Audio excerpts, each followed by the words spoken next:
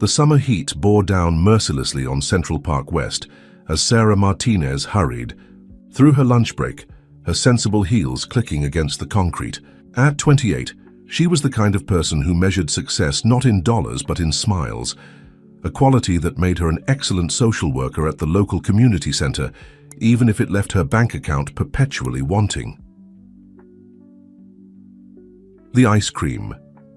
Vendor's bell chimed through the humid air, drawing her attention to a small figure standing before the cart. The boy couldn't have been more than 7 or 8, his worn sneakers scuffing against the pavement as he watched other children happily licking their treats. There was something in his eyes, a quiet longing that seemed out of place on such a young face. Sarah's hand instinctively went to her purse. She had exactly $15 to last until payday, but something about the boy's expression tugged at her heart. Without hesitation, she approached the cart. 2 ice cream cones, please, she said, smiling at the vendor. 1 vanilla and... She turned to the boy, whose eyes had widened in surprise. What's your favorite flavor? Chocolate, he stammered, looking up at her with a mixture of confusion and hope. And 1 chocolate, she confirmed, handing over the money. The boy accepted the ice cream cone with trembling hands. Thank you, he whispered, his voice barely audible above the park's ambient noise. I'm Tommy. Nice to meet you, Tommy. I'm Sarah.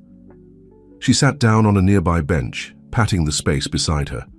Would you like to join me? Tommy nodded, carefully settling beside her. His clothes, Sarah noticed, were of excellent quality, designer brands she could never afford, but there was a loneliness in his bearing that spoke volumes. Do you come to the park often? She asked, watching as he methodically worked his way around the cone. Sometimes with Mrs. Reynolds, he replied. She's my nanny. She's talking to her boyfriend on the phone right now. He pointed to a well-dressed woman some distance away, engrossed in her mobile conversation. Ah, Sarah nodded, understanding dawning. And your parents? Dad's always working. Mum's at her yoga retreat. Again. The matter-of-fact way he delivered this information made Sarah's heart ache. They sat in comfortable silence for a while, enjoying their ice cream and watching the parade of people passing by. Tommy seemed to relax gradually, his shoulders losing their tension. You know what I like about ice cream? Sarah said finally, examining her cone thoughtfully. It's like a little moment of happiness you can hold in your hand. Sometimes that's all we need. Just a moment to make everything better. Tommy looked at her with an expression far too serious for his age. Dad says time is money. Well, Sarah smiled, I think time is worth more than money when you spend it with someone who makes you smile. A small grin tugged at the corners of Tommy's mouth, the first real smile she'd seen from him. It transformed his entire face, making him look like the child he was supposed to be. Their peaceful moment was interrupted by Mrs. Reynolds' sharp call. Thomas Harrison, where are you? Tommy jumped up, nearly dropping what remained of his cone. I have to go, he said hurriedly. Thank you for the ice cream, Miss Sarah. As she watched him rush away, Sarah couldn't help but wonder about the last name he'd inadvertently revealed. Harrison.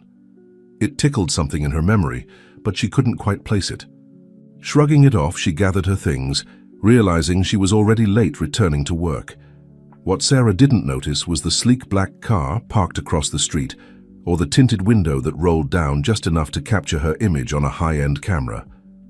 She didn't see the driver make a phone call, speaking in hushed tones about the woman who'd shown kindness to the young Harrison heir. And she certainly couldn't have known that her simple act of buying ice cream for a lonely little boy was about to catalyze a chain of events that would transform not only her life, but the lives of some of New York's most powerful people. As she hurried back to her modest office at the community center, the wheels of fate were already turning, set in motion by nothing more than a chocolate ice cream cone and a moment of compassion. The following morning dawned with the usual chaos of Sarah's cramped apartment in Queens. Her younger sister, Lisa, was burning toast again, filling their tiny kitchen with smoke and the acrid smell of carbonized bread. One of these days, Sarah called out, trying to simultaneously fix her hair and locate her missing shoe. You're going to have to learn how to cook something without setting off the smoke detector. "That's what takeout is for," Lisa replied cheerfully, waving a dish towel under the beeping detector. At 23, she was studying nursing while working part-time at a local diner, her eternal optimism a perfect counterpoint to Sarah's practical nature. Sarah finally emerged from her bedroom, professionally dressed, but already feeling wilted in the summer heat. Their ancient air conditioner wheezed pathetically, doing little more than circulating warm air around the apartment. "You got another letter from the student loan people," Lisa said, gesturing to an ominous-looking envelope on their scratched coffee table. Sarah sighed, stuffing the unopened letter into her bag, another reminder of the mountain of debt she'd accumulated putting herself through social work school. "I'll deal with it later." The community center where Sarah worked was a testament to urban decay, a once grand building now held together by determination and emergency funding. She loved it all the same, especially the children who filled its halls with laughter despite their circumstances. She was in the middle of organizing an afternoon activities session when Marina, the center's elderly receptionist, appeared at her door with an unusual expression. "Sarah, dear," Marina said, her voice trembling slightly, "there are some gentlemen here to see you. They're waiting in the conference room." "Gentlemen?" Sarah frowned. "From the funding board." Marina shook her head. "They're from Harrison Global Enterprises." The name hit Sarah like a physical force. Now she remembered why Tommy's surname had seemed familiar. Alexander Harrison was one of the most powerful businessmen in New York, his face regularly splashed across financial magazines and news programs. The conference room, with its water-stained ceiling tiles and mismatched chairs, seemed especially shabby in the presence of the two impeccably dressed men who stood when she entered. Miss Martinez, the taller of the two, stepped forward. "I'm James Chen, Head of Security for Harrison Global. This is Michael Torres, Mr. Harrison's personal assistant. We'd like to discuss an opportunity with you." Sarah's mind raced. Had something happened to Tommy? Was she in some kind of trouble for buying him ice cream? "Mr. Harrison was quite impressed by your interaction with his son yesterday," Torres said, his tone carefully neutral. "He would like to meet with you personally this afternoon." "Meet with me?" Sarah's voice came out higher than intended. "I don't understand." "I just bought the boy an ice cream cone." Chen's expression softened slightly. Sometimes the smallest gestures reveal the most about a person's character. "Miss Martinez, Mr. Harrison is particularly interested in discussing your work here at the community center." Sarah glanced around the room at the faded motivational posters and the stack of donation request letters she'd been preparing to send out. The center was struggling. They all knew it. They needed major funding to keep their programs running. "What time this afternoon?" she heard herself asking. 2:00, Torres replied, sliding a business card across the table. The Harrison Global logo gleamed in gold embossing. "A car will pick you up here. Mr. Harrison appreciates punctuality." After they left, Sarah stood alone in the conference room, the business card heavy in her hand. Through the window, she could see children playing in the center's small playground, their laughter floating up to her like bubbles in the summer air.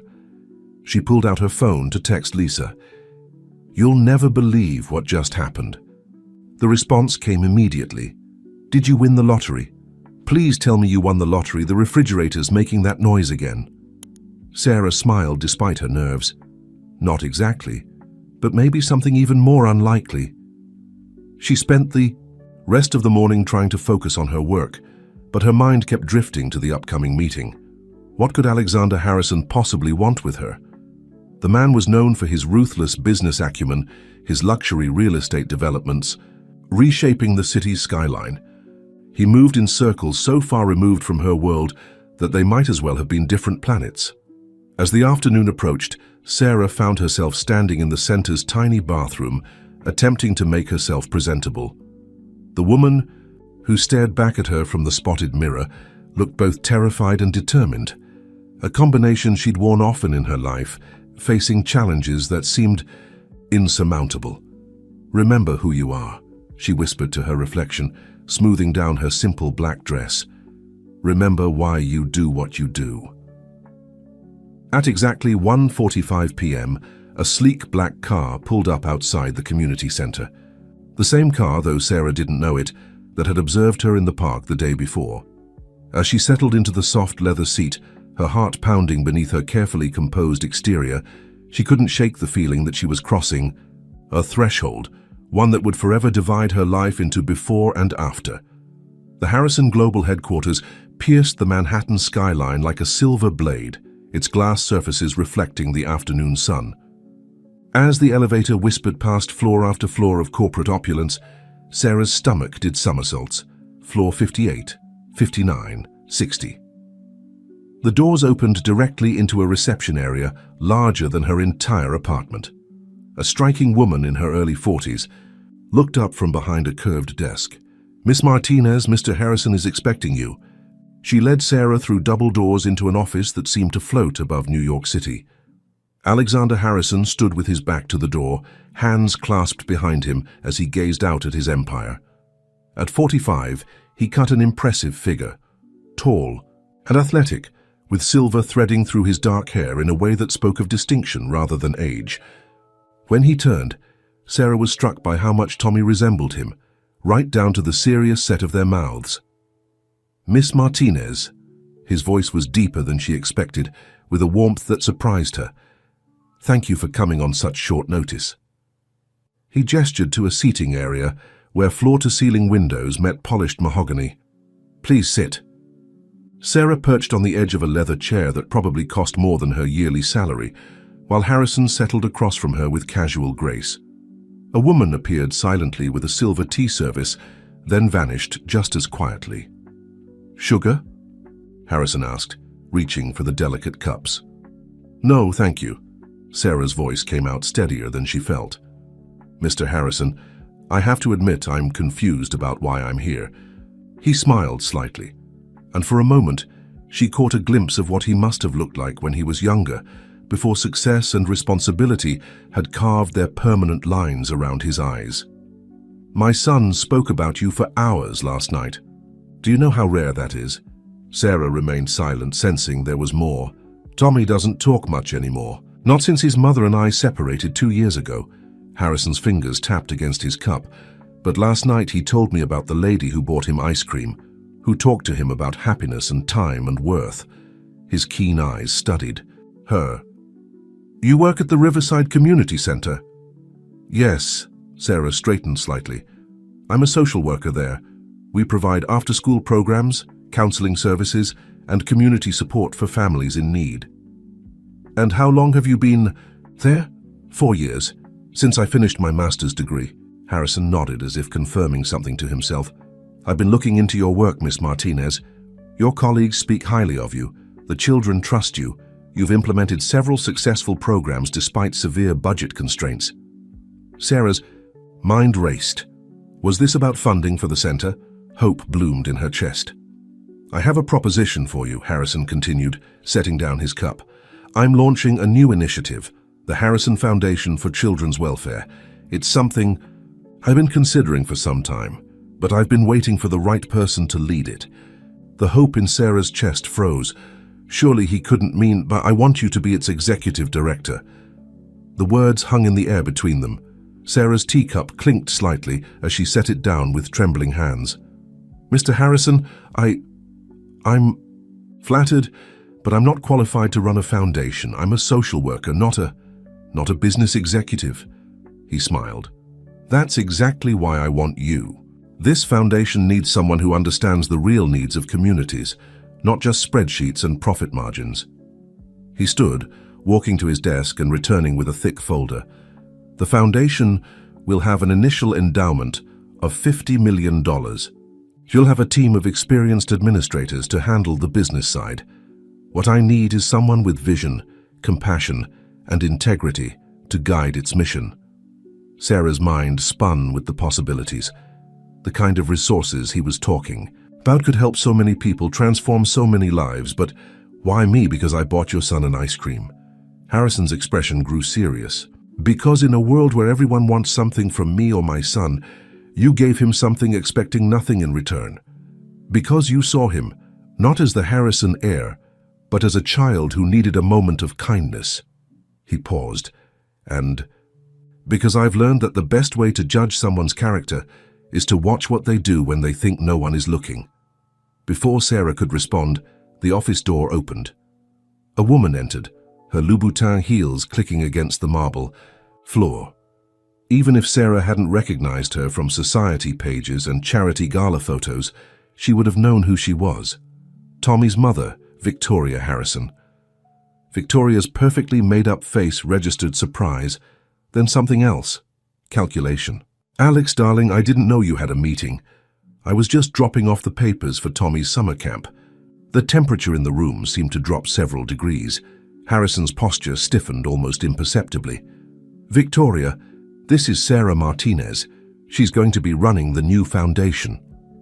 Victoria's eyes swept over Sarah's modest dress and sensible shoes. Her red lips curved into what might have been a smile. How interesting. I wasn't aware the foundation was moving forward. She turned to Harrison. We should discuss this, Alex. Over dinner, perhaps. The tension in the room was palpable. Sarah stood gathering her purse. Mr. Harrison, thank you for the opportunity. May I have some time to think about it? Harrison nodded, relief flickering across his features. Of course. Take the weekend. We can meet again on Monday to discuss details. As Sarah made her way to the door, Victoria's voice stopped her. Miss Martinez, thank you for being so kind to my son yesterday. It's so rare to find genuine people these days. The words were perfect, but something in the tone made Sarah's skin prickle. In the elevator, Sarah leaned against the wall, her heart racing. The job offer was incredible, a chance to make real change, to help children on a scale she'd never imagined possible. But Victoria's appearance had revealed something else. She was about to step into a world of complex relationships and unspoken tensions, where nothing was as simple as it seemed. The weekend crawled by in a blur of anxiety and excitement. Sarah's tiny apartment became a war room of pros and cons lists, with Lisa enthusiastically adding her own commentary to every consideration. Are you kidding me? Lisa exclaimed for the 100th time, pacing their small living room. $50 million? Do you know how many kids you could help with that kind of money? How many programs you could create? Sarah sat cross-legged on their worn couch, staring at her lists. It's not that simple, Lisa. I don't know anything about running a foundation. What if I mess it up? What if I let everyone down? Then you learn, Lisa said firmly. You've been helping people with basically no resources for years. Imagine what you could do with actual support. But it wasn't just the responsibility weighing on Sarah's mind. She couldn't shake the memory of Victoria Harrison's calculating gaze or the sudden tension that had filled that pristine office. There were currents moving beneath the surface that she didn't understand. Monday morning arrived with unexpected speed. Sarah chose her outfit carefully, a navy blue dress she'd bought for job interviews paired with her one good pair of heels. She was about to leave when her phone buzzed with a text from an unknown number. Coffee before your meeting. Victoria Harrison. Sarah's finger hovered over the phone. How had Victoria gotten her number? More importantly, why did she want to meet? After a moment's hesitation, she replied with a simple yes. The cafe Victoria had chosen was the kind of place Sarah usually hurried past, where a single pastry cost as much as her weekly grocery budget. Victoria was already there, looking effortlessly elegant in cream-colored silk. Sarah, darling, Victoria air-kissed her cheeks, as if they were old friends. I'm so glad you could join me. Please, sit. A waiter appeared instantly with Victoria's apparent usual order, a skinny latte with an extra shot. Sarah ordered plain coffee, trying not to wince at the price. I wanted to talk to you woman to woman, Victoria began, stirring her latte with precise movements. About the foundation position. I haven't accepted yet, Sarah said carefully. Victoria's perfectly shaped eyebrows rose slightly. Smart girl, you need to understand what you're walking into. She leaned forward, her voice dropping. Alex is complicated. He has this pattern, you see. Finding diamonds in the rough, he calls it. People he thinks he can mold into something greater. But eventually they disappoint him, or he loses interest, and they're discarded. Sarah's coffee turned bitter in her mouth. Is that what you think this is? I think, Victoria said delicately, that you seem like a genuine person, and genuine people often get hurt in our world. The foundation position. It's not just about helping children, it's about politics, power, and appearances. One wrong move, one social faux pas, and you'll find yourself frozen out faster than you can blink. Are you trying to warn me off? Victoria's laugh was musical but held no warmth. I'm trying to help you understand the reality. You caught Alex's attention by being kind to our son, but kindness doesn't last long in our circles. She stood, dropping a $50 bill on the table. Think carefully about what you're walking into, Sarah. Not everyone gets a second chance if they fall. Sarah sat alone long after Victoria left, her coffee growing cold. When she finally arrived at Harrison Global for her meeting, her mind was churning with doubts. The executive floor was quieter today, with a different tension in the air. She noticed whispers stopping as she passed, curious glances from elegant women and men in expensive suits. Victoria's warnings echoed in her head. Alexander. Harrison's office felt different too. Gone was the warm businessman from Friday. Today he was all efficiency, surrounded by lawyers and documents. Miss Martinez, he nodded, gesturing to a chair.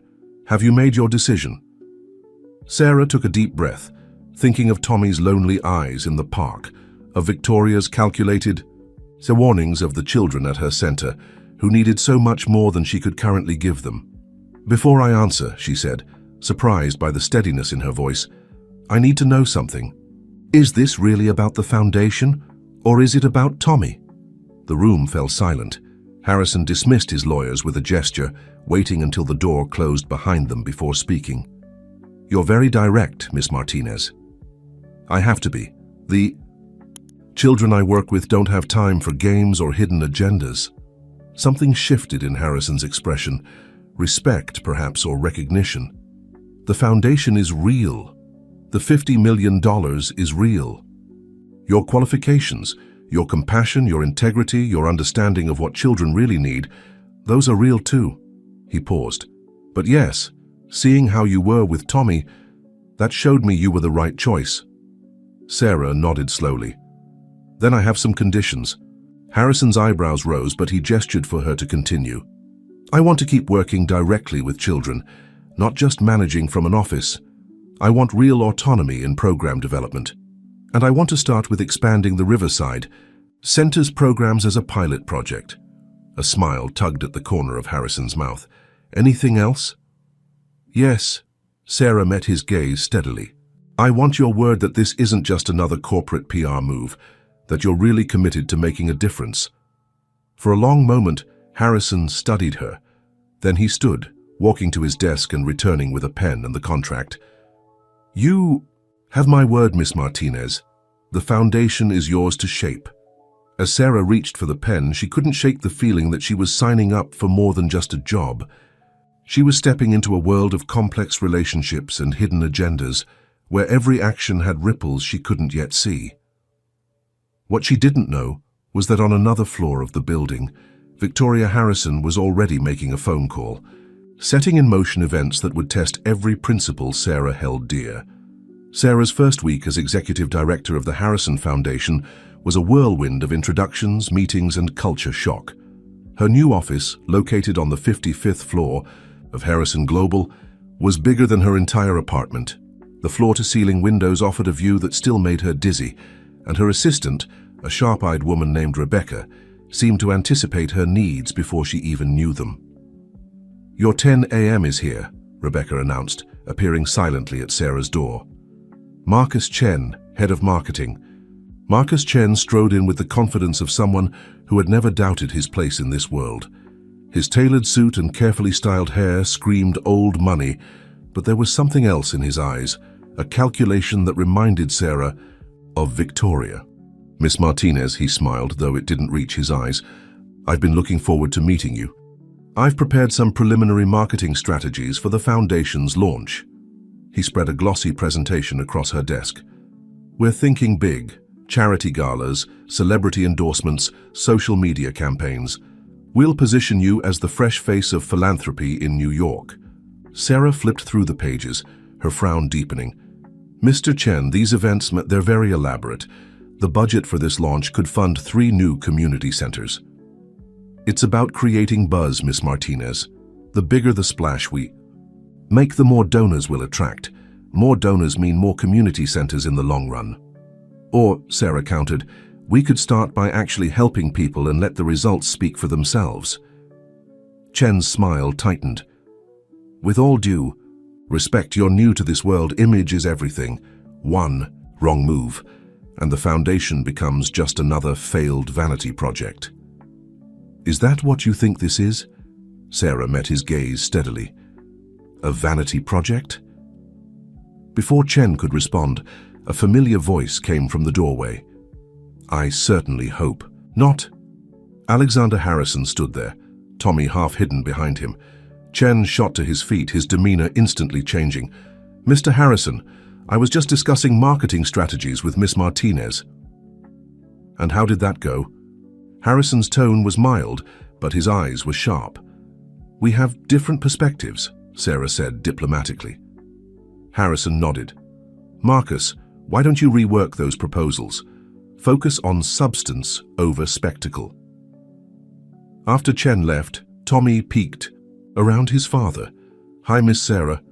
Tommy, Sarah's face lit up. What brings you here? Dad said you have a new office. He ventured closer, eyes wide as he took in the view. It's really high up. It sure is. Want to see something cool? Sarah opened her desk drawer and pulled out a small container. I brought some ice cream. Sandwiches. They're not as good as the cart in the park, but Tommy's face broke into a genuine smile. Harrison watched the interaction with an unreadable expression. Tommy, why don't you eat that in Rebecca's office? I need to talk to Miss Martinez for a moment. Once Tommy was gone, Harrison settled into the chair Chen had vacated. How are you finding everything? It's different, Sarah admitted. Everyone has very strong opinions about how the foundation should operate. But what do you think? Sarah took a deep breath. I think we're getting caught up in appearances before we've done anything worth showing off.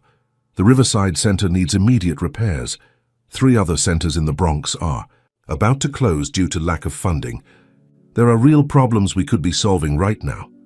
Harrison studied her for a long moment. You know, when I started in business, everyone told me how things had to be done. The traditional way, the safe way. He stood, walking to the window. I succeeded by ignoring them and trusting my instincts. He turned back to her. The foundation is yours to run, Sarah. Trust your instincts. After he left, Sarah sat thinking about his words. She pulled up the foundation's budget on her computer and began making notes. If they redirected the gala budget, if they focused on immediate community needs first, her intercom buzzed. Miss Martinez, Mrs. Harrison is here to see you. Sarah's stomach tightened. Victoria swept in before she could respond, impeccably dressed in a designer suit that probably cost more than Sarah's yearly salary. Sarah, darling, Victoria's smile was brittle. I heard about your meeting with Marcus. He's quite upset. I'm sorry to hear that, Sarah replied carefully. But the foundation's priorities need to align with reality, Victoria cut in smoothly. You see, Marcus isn't just our marketing head. He's also on the board of the Metropolitan Museum, chairs 3 major charity committees, and his family has connections throughout New York society. Connections the foundation will need. She leaned forward, her voice dropping conspiratorially.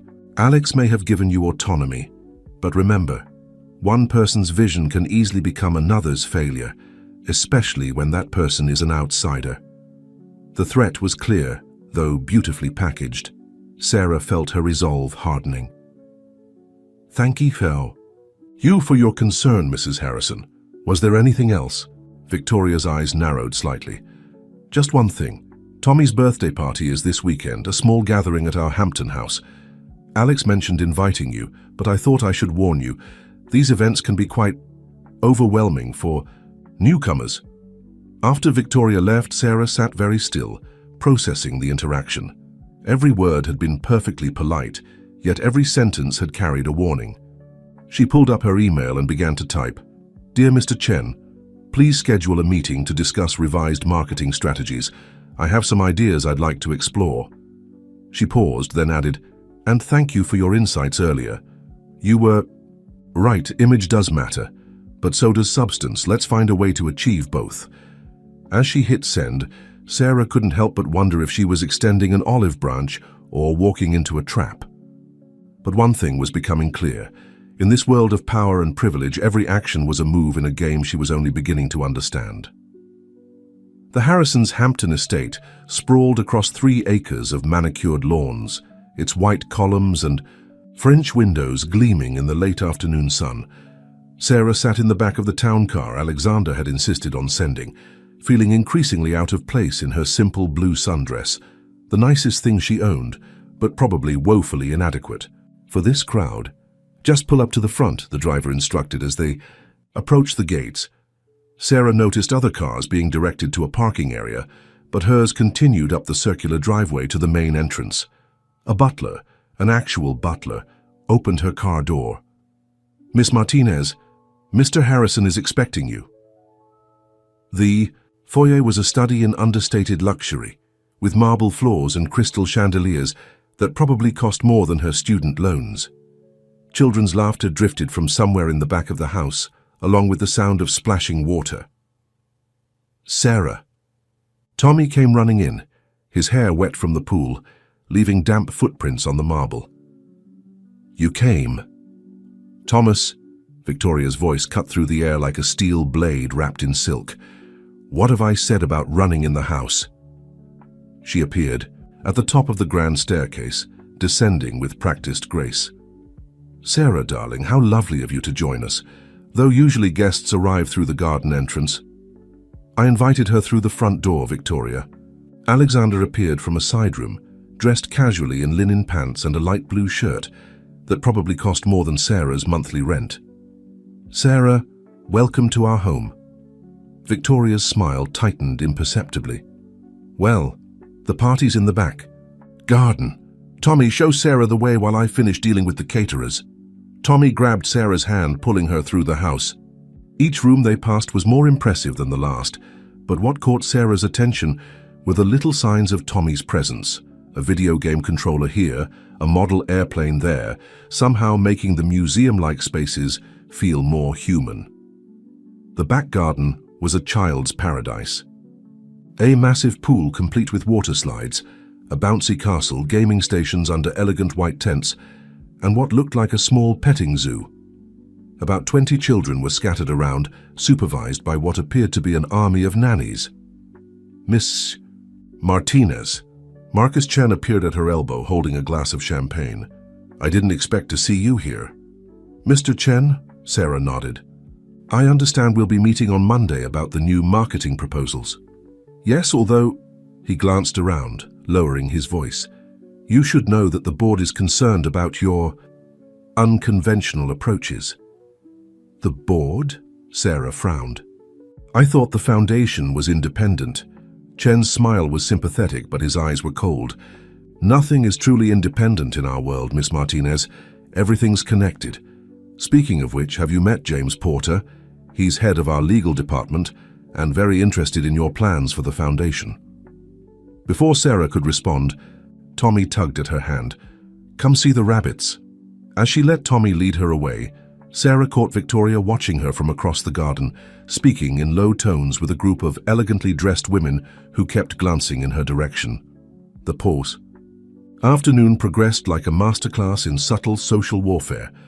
Every introduction came with an undercurrent of evaluation. Every conversation felt like a test she hadn't studied for. Even the other children's parents seemed to be weighing and measuring her worth with each interaction. She found refuge by the petting zoo, helping Tommy feed the rabbits while other children gradually drifted over, drawn by her natural warmth and ability to speak to them on their level. "You're good with them."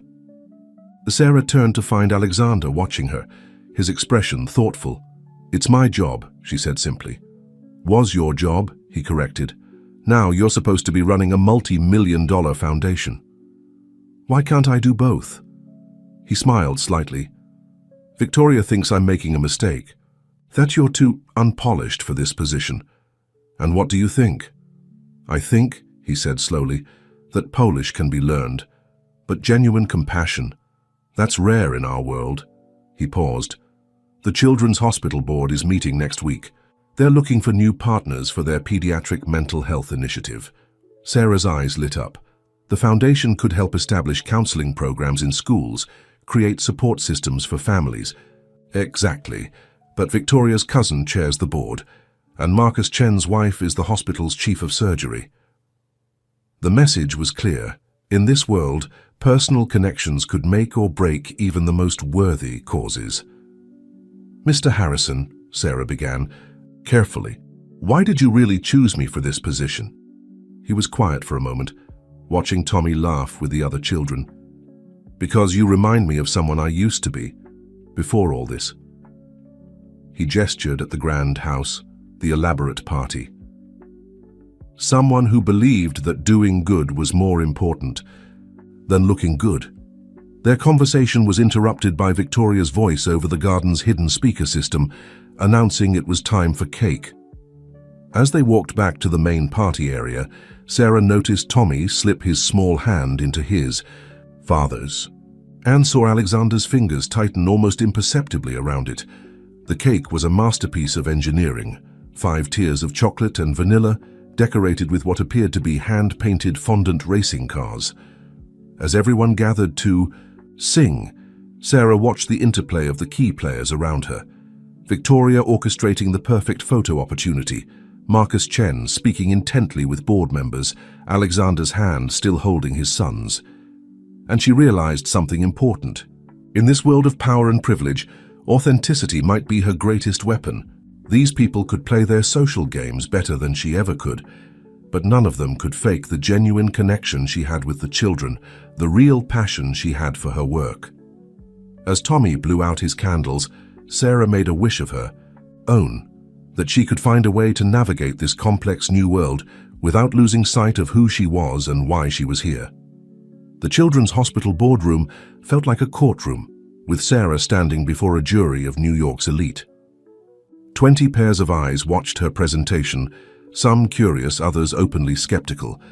Victoria's cousin, Dr. Elizabeth Montgomery, sat at the head of the table, her expression carefully neutral. Our proposal, Sarah continued, clicking to the next slide, is to establish integrated mental health services in 10 underserved schools as a pilot program. This would include on-site counselors, family support services, and crisis intervention teams. She'd spent weeks preparing for this moment, working late into the night with her small but dedicated team. The numbers were solid, the research comprehensive. But in this room she knew facts and figures weren't enough. An ambitious proposal, Miss Martinez. Dr. Montgomery's voice was cool and measured. But why schools? Wouldn't it be more effective to centralize services at the hospital? Sarah met her gaze steadily. Many families can't afford to take time off work for regular hospital visits. By bringing services to the schools, we remove that barrier. Plus, early intervention in familiar environments shows better outcomes. And the cost? Marcus Chen's wife, Dr. Chen, leaned forward. 20 million for a pilot program seems excessive. Less expensive than treating severe mental health crises in the ER, Sarah countered. Our projections show a 40% reduction in emergency psychiatric admissions within the first year. A murmur ran through the room. Sarah caught Alexander Harrison hiding a smile behind his hand. He sat at the far end of the table, deliberately distant from the decision-makers. It's not just about numbers, Sarah continued, switching to a slide showing children's artwork from her old community center. These are real children, real families. Every day we wait is another day they struggle without support. The presentation concluded, and Sarah waited as the board members conferred, in hushed tones. Victoria, who had slipped in halfway through, was now whispering intently to her cousin. We'll need time to review the full proposal, Dr. Montgomery announced finally, but I must say, Miss Martinez, your passion is compelling. As the room emptied, Sarah began gathering her materials, her hands shaking slightly from leftover adrenaline. Well done. She turned to find Alexander still in his chair, watching her with an unreadable expression. Thank you, she said, though I'm not sure it was enough. It was better than enough, he stood, approaching her. You showed them something they rarely see in these rooms, genuine conviction. Mr. Harrison, Sarah hesitated, then pressed on. I noticed you stayed quiet during the discussion. This needs to be your victory, not mine. He helped her collect her papers. Though I must admit, watching Victoria's face when you quoted those success statistics was quite entertaining. Sarah couldn't help but smile. Over the past weeks, she'd begun to see different sides of Alexander Harrison. Yes, he was still the ruthless businessman who'd built an empire, but there were moments when the facade cracked, revealing glimpses of someone else, someone who remembered what it was like to fight for what you believed in. Dad, Miss Sarah. They turned to find Tommy in the doorway, still in his school uniform. Next to him stood his nanny, Mrs. Reynolds, looking apologetic. I'm so sorry, Mr. Harrison. He insisted on coming to see Miss Sarah after school. It's fine, Alexander waved.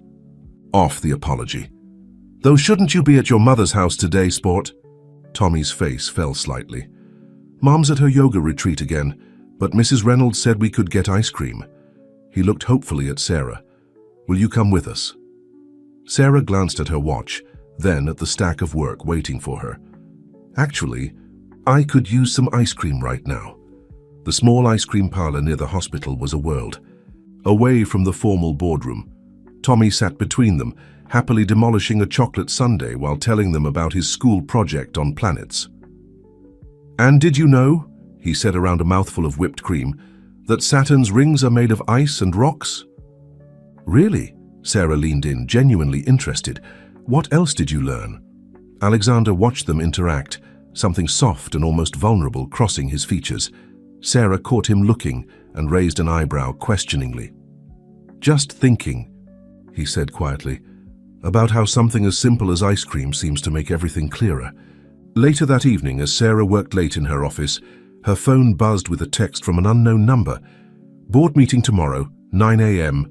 Bring the full proposal. E.M. She stared at the message from Dr. Montgomery, her heart racing. Another text followed quickly. Don't celebrate yet, Victoria has her own proposal to present. Chen. Sarah looked out at the city lights, thinking about Tommy's excited face as he talked about planets, about Alexander's quiet support, about Victoria's subtle machinations. In this world of complex motivations and hidden agendas, she was learning that the most powerful moves often looked like the simplest ones. She pulled up her presentation again, making notes. Tomorrow would be another battle, but tonight she could still taste chocolate ice cream and hope. Sarah arrived early the next morning to find her office already occupied. Lisa sat perched on her desk, still in her nursing scrubs from the night shift, holding 2 cups of coffee. Thought you might need this. Lisa handed her a cup. Big day, right? How did you even get in here? Your assistant likes me, plus I brought her a cranberry muffin. Lisa grinned. So ready to take on the evil stepmother?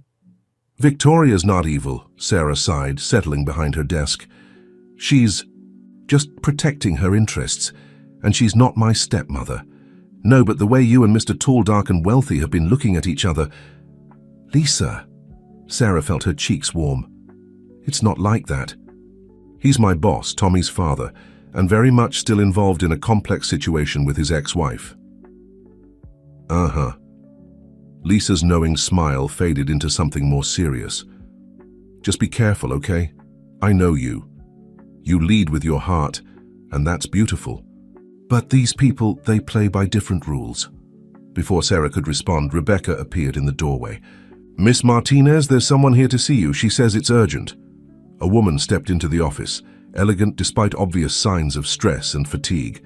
Sarah recognized her immediately. Dr. Chen, Marcus's wife. Miss Martinez, Dr. Chen glanced at Lisa. Could we speak privately? Lisa squeezed Sarah's shoulder as she left. Call me later? Once they were alone, Dr. Chen settled into a chair, her professional composure cracking slightly. I shouldn't be here. If Marcus knew... Dr. Chen, what's wrong? Claire, please. She took a deep breath. I saw Victoria's proposal. She wants to consolidate all mental health services into a new private wing at the hospital. Exclusive, expensive, with the Foundation's money funding scholarships for a select few underprivileged children. Sarah felt her stomach sink. That's exactly what we're trying to avoid. Access shouldn't depend on scholarships or charity. I know. Claire's fingers twisted in her lap. I was chief resident in the ER before I married Marcus. I saw what happens when children don't get help early enough, when families can't afford care. She straightened. Your proposal is better. It will help more people. But Victoria has been calling in favors, making promises. Why are you telling me this? Because I'm tired of watching good ideas die because they don't serve the right people's interests. Claire stood. The board votes in 2 hours. Victoria doesn't know, but I hold proxy votes for 3 members who are out of the country. Use that information however you want. After she left, Sarah sat thinking. 3 votes could swing the decision, but only if she could convince enough other members to stand against Victoria's influence. Her phone buzzed with a text from Alexander. Tommy asked if you're coming to his school play next week. No pressure, but he's very excited about his role as Mars. Sarah smiled despite her anxiety. Another text followed quickly. Also, good luck today, though I suspect you won't need it. The boardroom was even more crowded than the day before. Victoria sat near her cousin, radiating confident authority. When she stood to present her proposal, her voice was smooth as honey. While Miss Martinez's community-based approach is admirable, she said, we must consider the Foundation's image. A state-of-the-art facility bearing the Harrison name would attract donors, generate positive press. Sarah listened, making notes, waiting. When her turn came, she didn't stand immediately. Instead, she looked around the room, meeting each person's eyes. Yesterday, I showed you numbers and research. Today, I want to tell you about Jamie. She pulled out a child's drawing. Jamie started coming to my community center last year. His family couldn't afford therapy, even though he desperately needed it. His mother worked 3 jobs. Taking him to a hospital across town wasn't an option. The room was silent, watching. We found him a counselor who could see him during lunch breaks at school. Simple, right? Just an hour a week. But that hour meant his grades improved.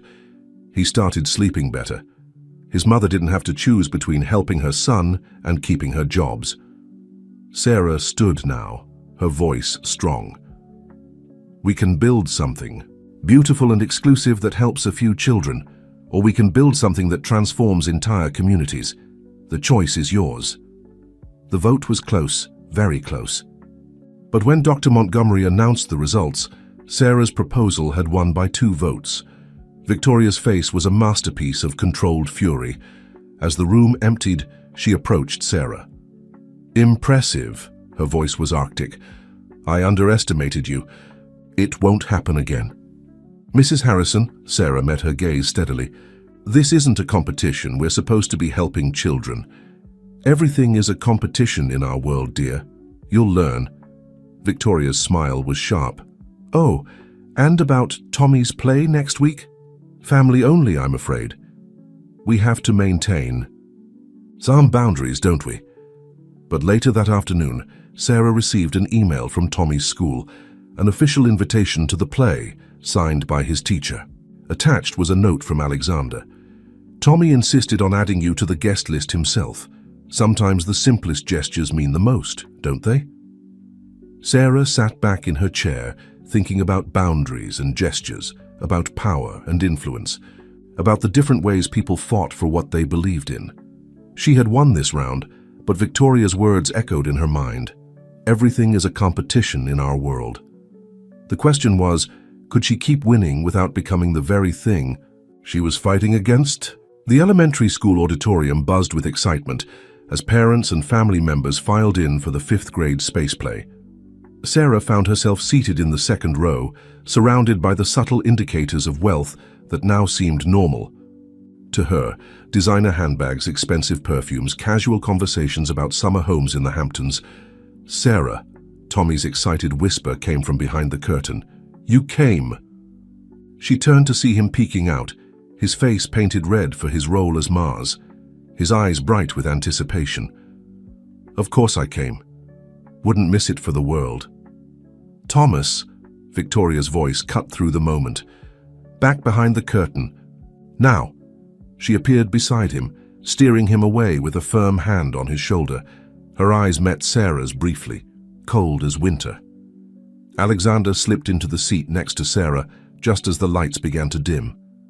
Sorry I'm late. Board meeting ran over. I wasn't sure you'd make it, Sarah whispered as the music started. And miss my son's theatrical debut? He smiled slightly. Some things are more important than meetings. The play was charmingly amateur, with cardboard planets and glitter-covered stars hanging from visible strings. Tommy, despite his minor role as Mars, delivered his lines with enthusiasm, especially when explaining why he was the best planet for future human colonies. During the intermission, Alexander leaned closer to Sarah. Having dinner with Tommy, and me afterward, he's been talking about it all week. I don't know, Sarah hesitated. Victoria has yoga. His voice held a touch of amusement. Besides, Tommy chose the restaurant. He says you'll like it. After the play, as other parents clustered around their little stars with professional cameras and elaborate flower arrangements, Tommy ran straight to Sarah and Alexander. Did you see? He asked breathlessly. Did you see when I explained about the polar ice caps? You were amazing, Sarah assured him, accepting his tight hug. Her natural scientist. Just wait until you see where we're going for dinner. Tommy grabbed both their hands, pulling them toward the exit.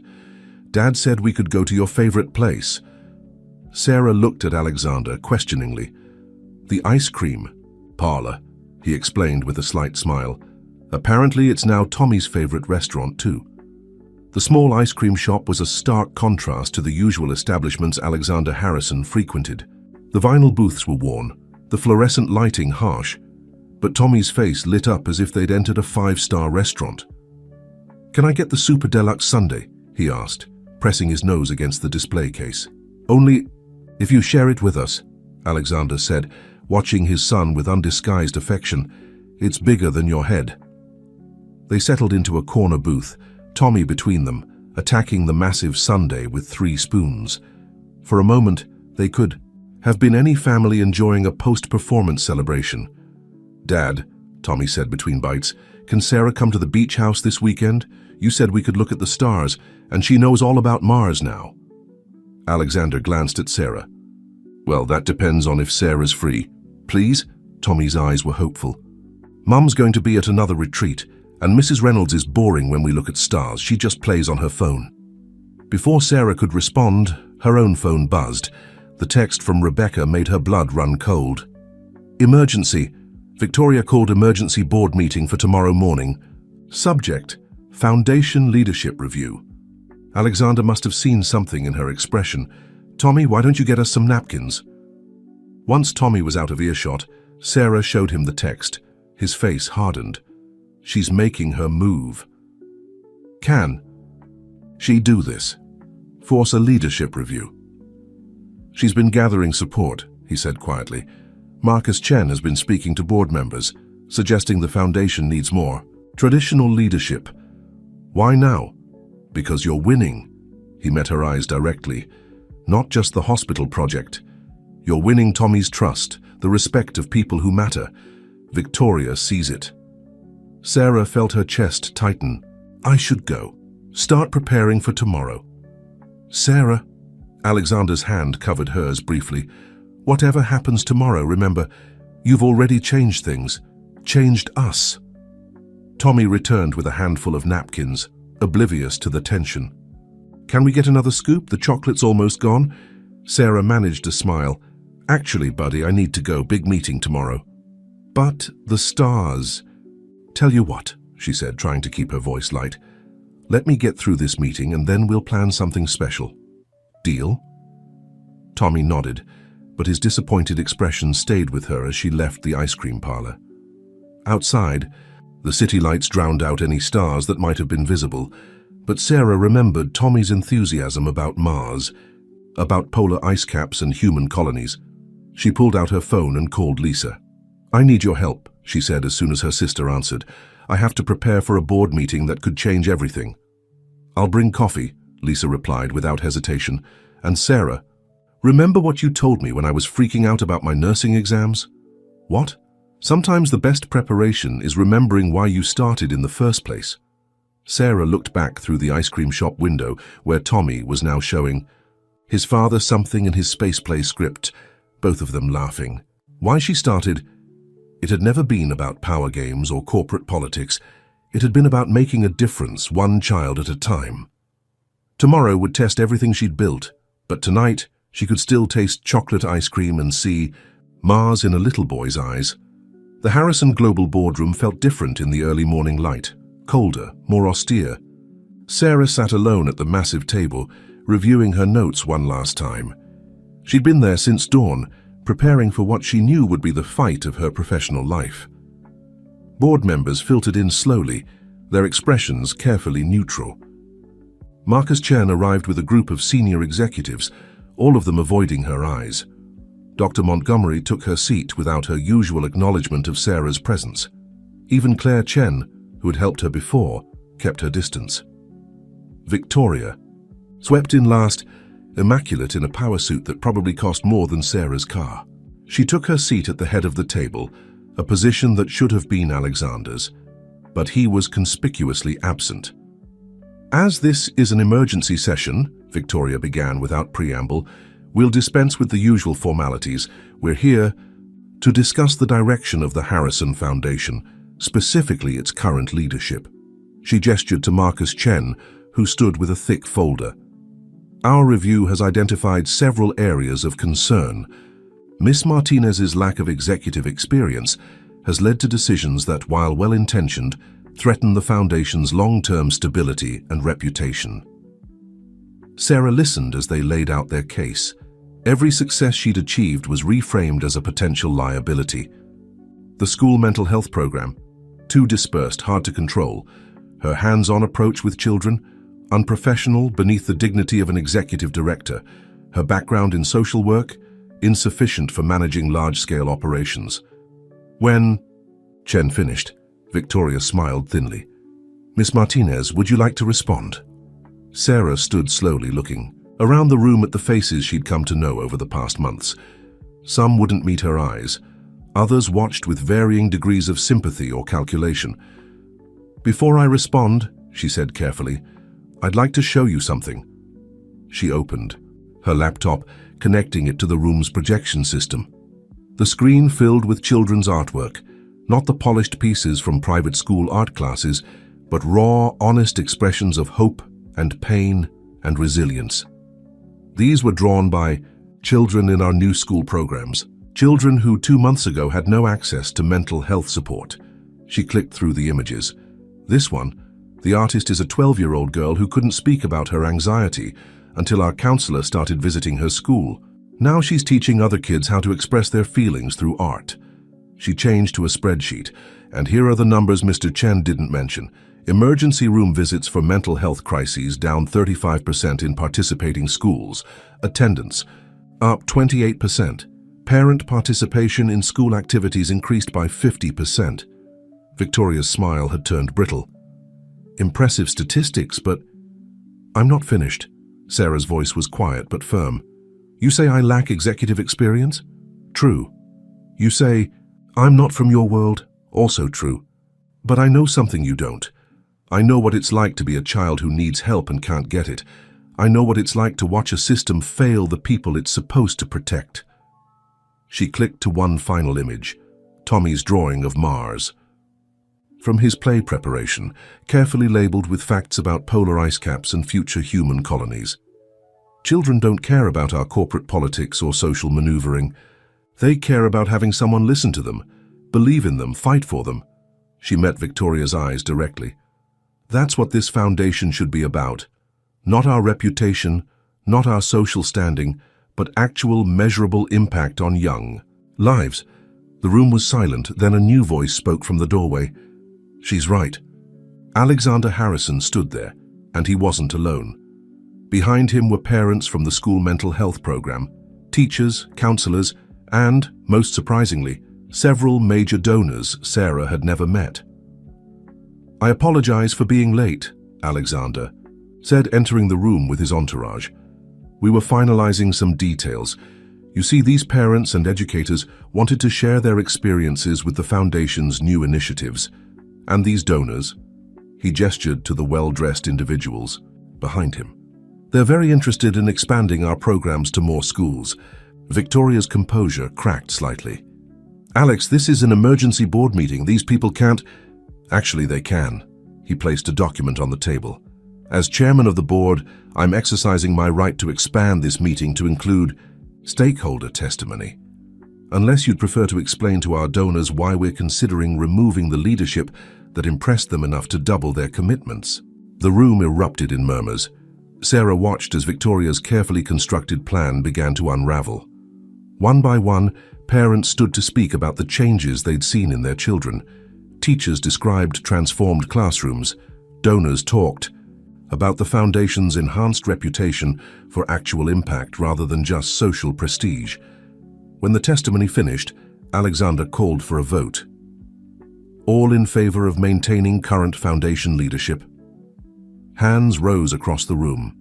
Even Marcus Chen, reading the shifting winds, raised his hand. Victoria sat rigid, her own hand firmly in her lap. "Motion carries," Alexander announced. "Meeting adjourned."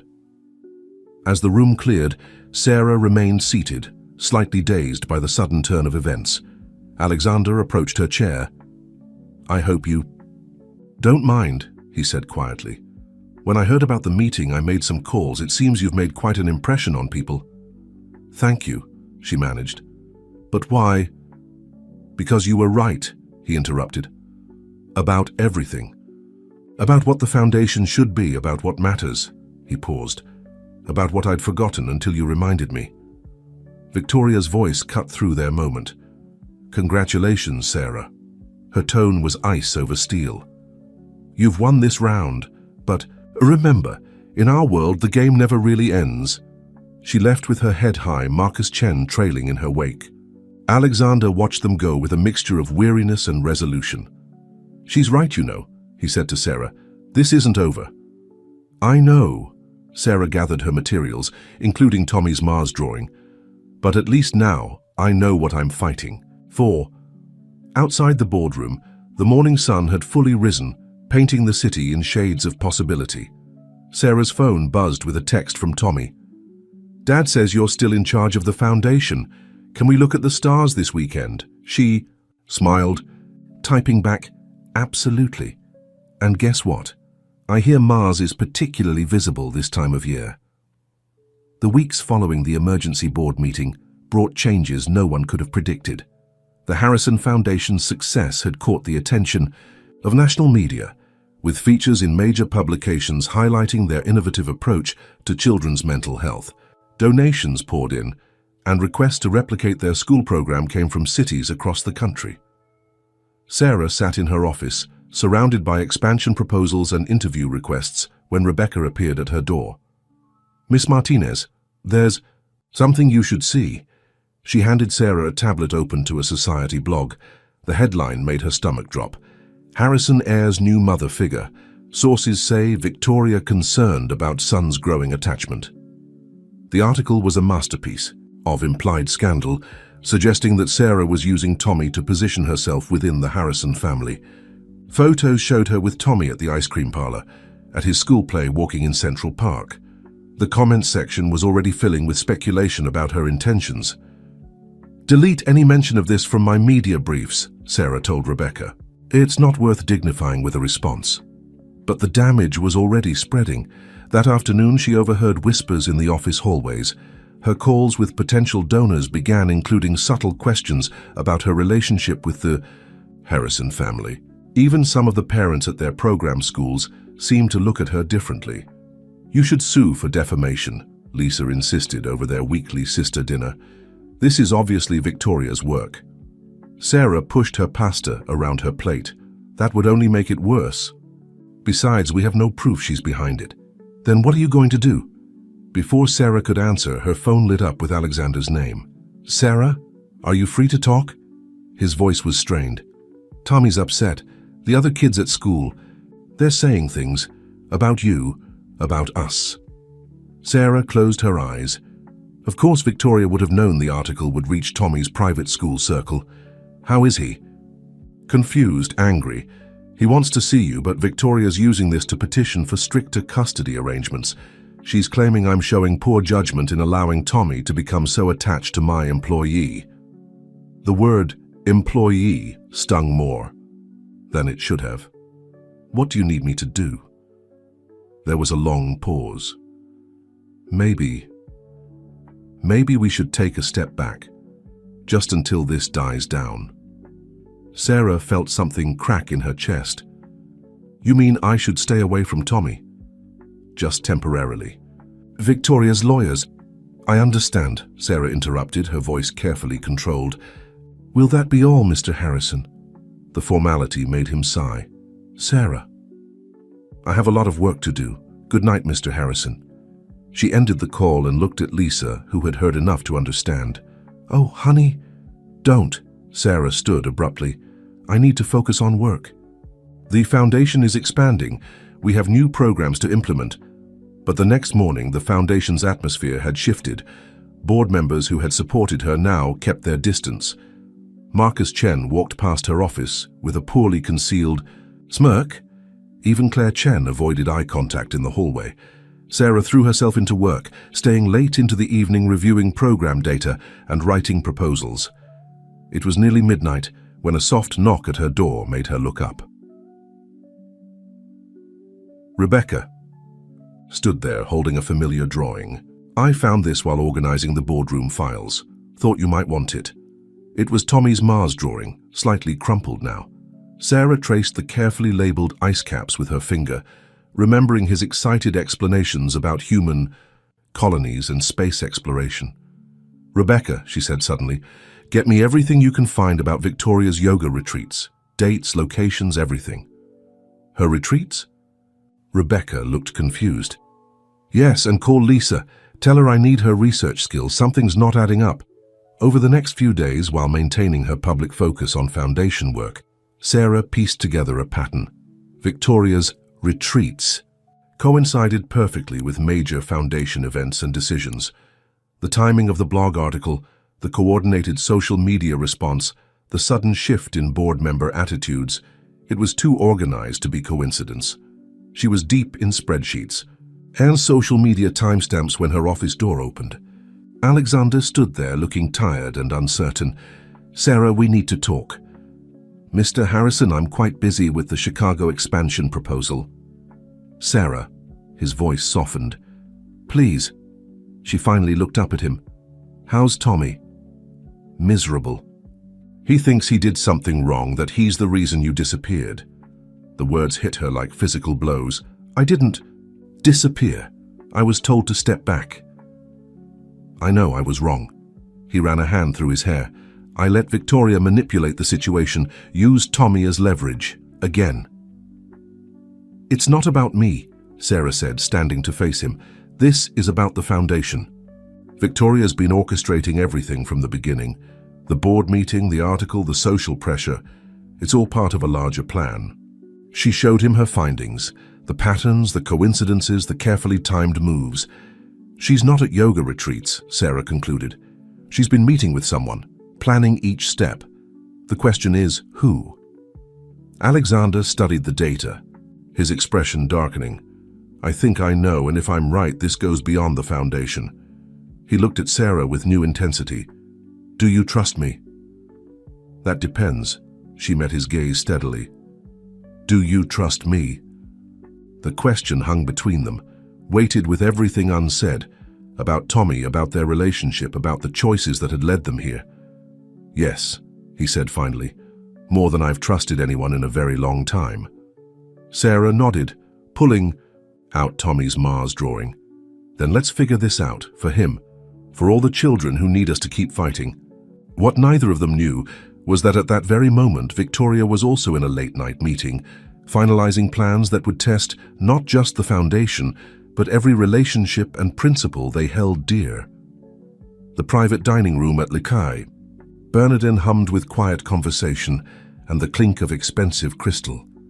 Victoria Harrison sat across from James Porter, Harrison Global's head of legal affairs, her perfectly manicured fingers tracing the rim of her wine glass. "Everything is proceeding according to plan," Porter said, his voice barely above a whisper. "The board is wavering, major donors are asking questions, and Alexander's judgment is being called into question." Victoria smiled coldly. "And the takeover preparations?" "Nearly complete. Once we prove Alexander's emotional involvement is compromising his business decisions, the board will have no choice but to act. The foundation scandal is just the beginning."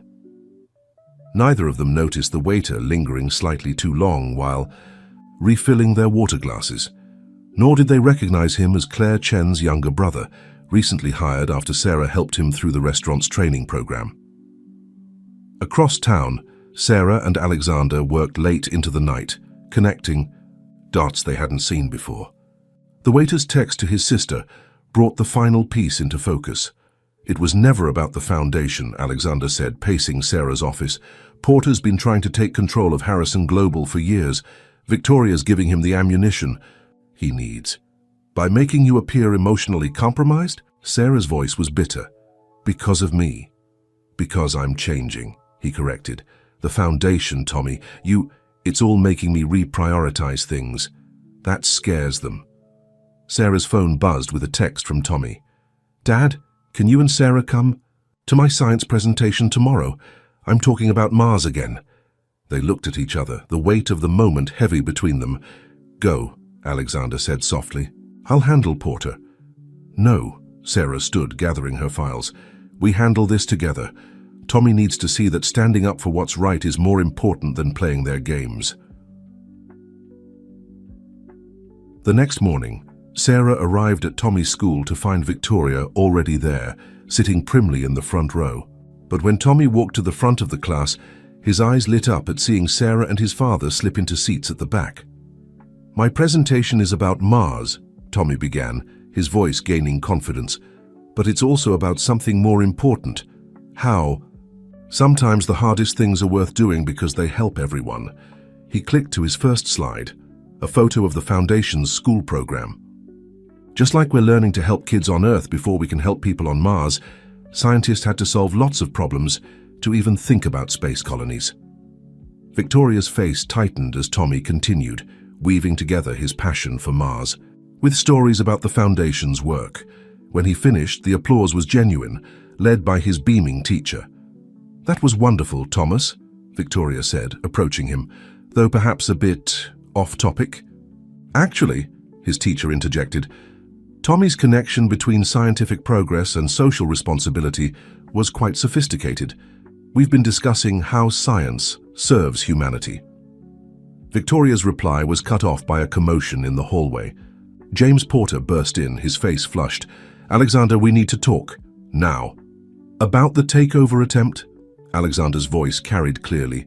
"Or about how you've been manipulating my family to gain control of my company?" The classroom fell silent. Porter's face went from red to white.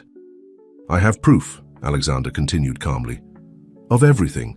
The fake retreats, the coordinated attacks on the Foundation, the manipulation of board members. Would you like to discuss it here or in front of the board?" Victoria stepped forward, her composure cracking. "Alex, think about what you're doing. The company is stronger than ever," he interrupted. "Because for the first time in years, I remember why I built it. Not for power or status, but to make a difference." He looked at Tommy, then at Sarah. "Some things are worth fighting for." Porter backed toward the door. "This isn't over." "Actually, it is." Claire Chen appeared in the doorway holding a phone, recording. "My brother's quite good at capturing interesting dinner conversations. The board would love to hear your takeover plans." As Porter and Victoria were escorted out by security, Tommy looked between his father and Sarah. "Did I help with my presentation?" Sarah knelt beside him. You helped more than you know, buddy. You reminded us all what really matters. Later that evening, they celebrated at their usual ice cream parlor. Tommy excitedly planned his next science presentation, while Alexander and Sarah shared quiet looks over his head. "You know," Alexander said softly, "I was wrong to ask you to step back. Some things are worth any risk." Sarah watched Tommy demonstrate the Mars rover's movement pattern with his spoon. Yes, they are. But as they enjoyed their ice cream victory, none of them suspected that Victoria's departure from Harrison Global was just the beginning. She had one more card to play, one that would test not just their professional relationship, but the deepening personal bonds they'd all tried so hard to deny. The autumn breeze carried the scent of change through Central Park as Sarah and Tommy sat on their favorite bench near the ice cream cart, sharing a moment of peace in the aftermath of the recent turmoil. The Foundation's school program had expanded to 30 schools, and Tommy had just received top marks for his Mars presentation. "Miss Sarah," Tommy said, carefully licking his ice cream cone, "are you and Dad going to get married?" Sarah nearly choked on her own ice cream. "Tommy, what makes you ask that?" "Well, Mum's been telling everyone that's why she had to leave her job at the Foundation, because you and Dad are secretly in love." He said it matter-of-factly, the way children often deliver their most devastating observations. Sarah took a deep breath, choosing her words carefully. "Your mom is dealing with a lot of changes right now. Sometimes when people are upset, they say things that aren't true. But you do love Dad, right? And he loves you, I can tell." Before Sarah could formulate a response, her phone buzzed with a text from Rebecca. "Emergency at the Foundation. CNN breaking news about Victoria Harrison's. Tell-all interview, you need to see this. Tommy, we need to head back early today. I have an important meeting." His face fell slightly. "Is it about Mom again?" Sarah's heart ached at his perception. "Yeah, buddy, it is." When they arrived at Harrison Global, the atmosphere was electric with tension. Rebecca met them at the elevator, tablet in hand. "Mr. Harrison is waiting in the conference room. Mrs. Reynolds is here to take Tommy." The conference room was filled with executives, lawyers, and PR specialists. Alexander stood at the window, his posture rigid as he watched Victoria's interview play on the massive screen. "And of course, it was devastating to discover that my husband's relationship with the Foundation's director went far beyond professional. Boundaries," Victoria was saying, her expression perfectly crafted to convey hurt and concern. "But my primary worry is for my son, who's being used as a pawn in their romantic entanglement." The interviewer leaned forward eagerly. "Are you suggesting that Sarah Martinez's relationship with your son was calculated to win Alexander Harrison's affection?" "I'm simply saying that a woman in her position, with her background, would understand the advantages of endearing herself to both father and son." Alexander muted the screen, turning to the room. "Options?" The PR team launched into damage control strategies. The lawyers debated defamation suits, but Sarah stayed quiet, studying the paused image of Victoria's face, the subtle triumph in her eyes, the calculated precision of her attack. "Sarah?" Alexander's voice cut through the noise. "Your thoughts?" She stood slowly, facing the room.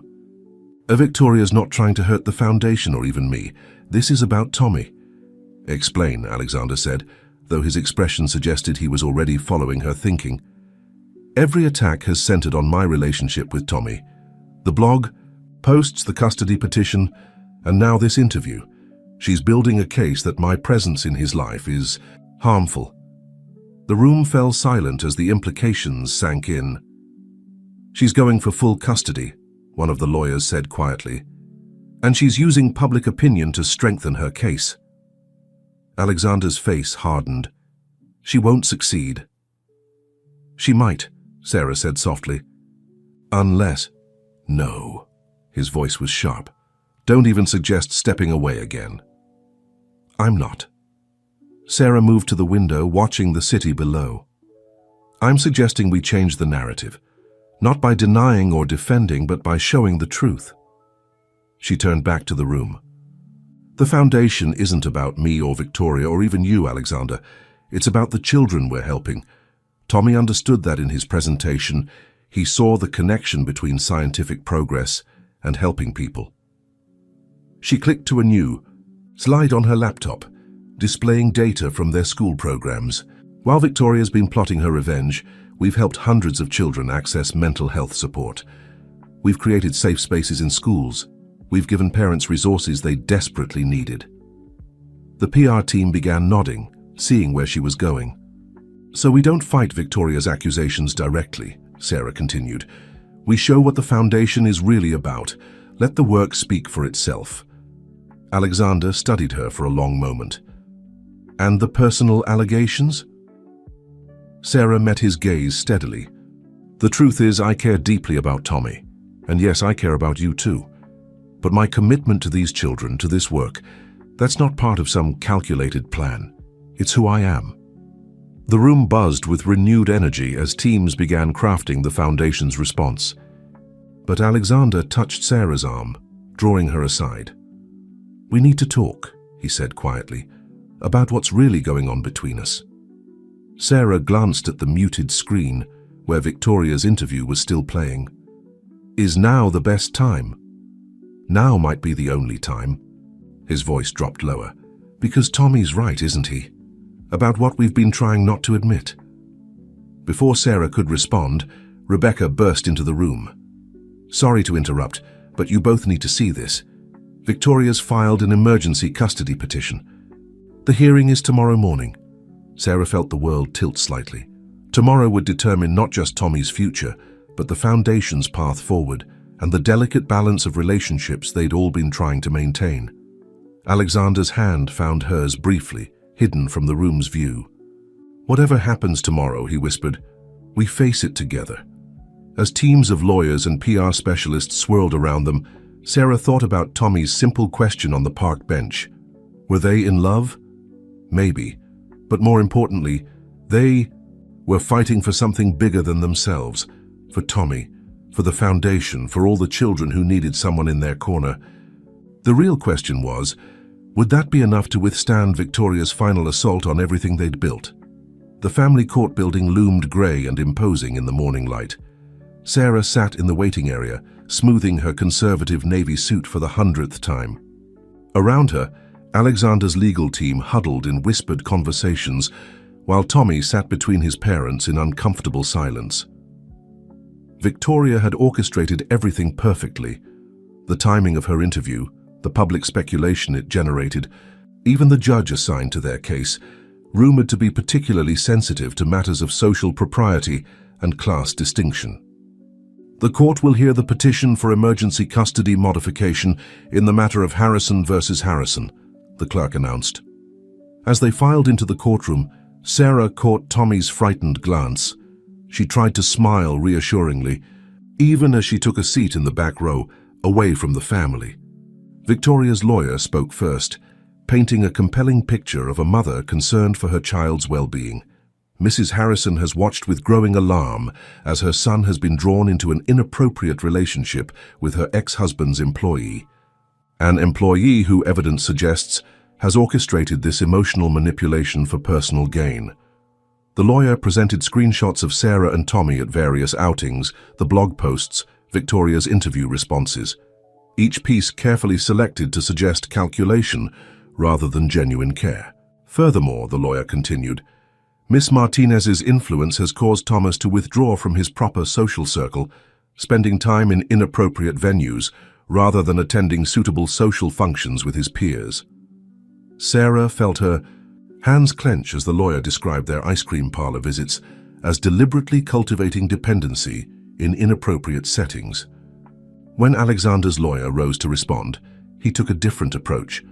Before we proceed, Your Honor, we'd like to call Thomas Harrison to speak. Victoria's team objected immediately, but the judge, after some consideration, allowed it. Tommy walked to the front, looking smaller than usual in his school uniform, but when he spoke, his voice was clear and steady. Mom says Miss Sarah is trying to replace her, he began. But that's not true. Miss Sarah never tries to make me do anything or be anything. She just listens, and she helps me understand things. He pulled something from his pocket, the Mars drawing from his presentation. Like with this, I was scared to talk about science stuff because some kids think it's boring, but Miss Sarah said sometimes the things we care about can help other people, even if not everyone understands at first. The judge leaned forward. And how does this relate to your mother's concerns? Mom wants me to be like her friends' kids, to do the right activities and go to the right places.